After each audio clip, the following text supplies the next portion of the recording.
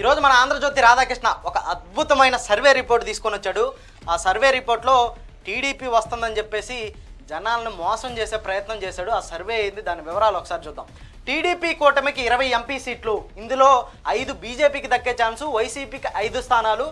ABP C voter survey వెల్లడి. గతంలో ఇదే సి ఓటర్ ఇచ్చిన ప్రిడిక్షన్స్లో ఎంతవరకు నిజ రూపం దాల్చాయో వాడి ట్రాక్ రికార్డ్ ఏందో ఒకసారి చూద్దాం. 2014లో ఆంధ్రప్రదేశ్ మీద ప్రిడిక్ట్ చేశాడు, ఫెయిల్ అయింది. 2018లో తెలంగాణలో హంగ్ వస్తుందని చెప్పాడు, అది పోయింది. 2019లో టీడీపీ వస్తుందని చెప్పాడు, అది పోయింది. 2023లో తెలంగాణలో హంగ్ వస్తుందని చెప్పాడు, అది కూడా అట్టర్ ఫ్లాప్ అయ్యి కాంగ్రెస్ వచ్చింది.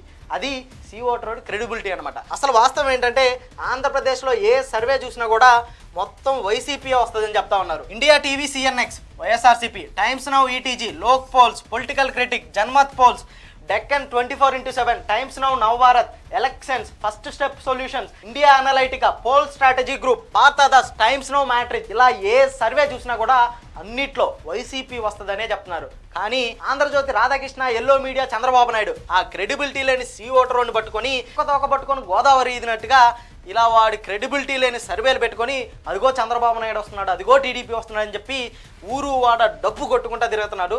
అటు పక్క వాస్తవాలు చూస్తేమో ప్రతి ఒక్క సర్వే కూడా మొత్తం వైసీపీ వస్తుందని చెప్పి వాళ్ళు ప్రిడిక్ట్ చేస్తూ ఉన్నారు. సో అది ఆంధ్రప్రదేశ్లో టీడీపీకి, ఎల్లో మీడియాకి ఉన్న క్రెడిబిలిటీ. రేపు రాబోయే ఎలక్షన్స్లో వైసీపీ ఖచ్చితంగా గవర్నమెంట్ ఫామ్ చేస్తుంది.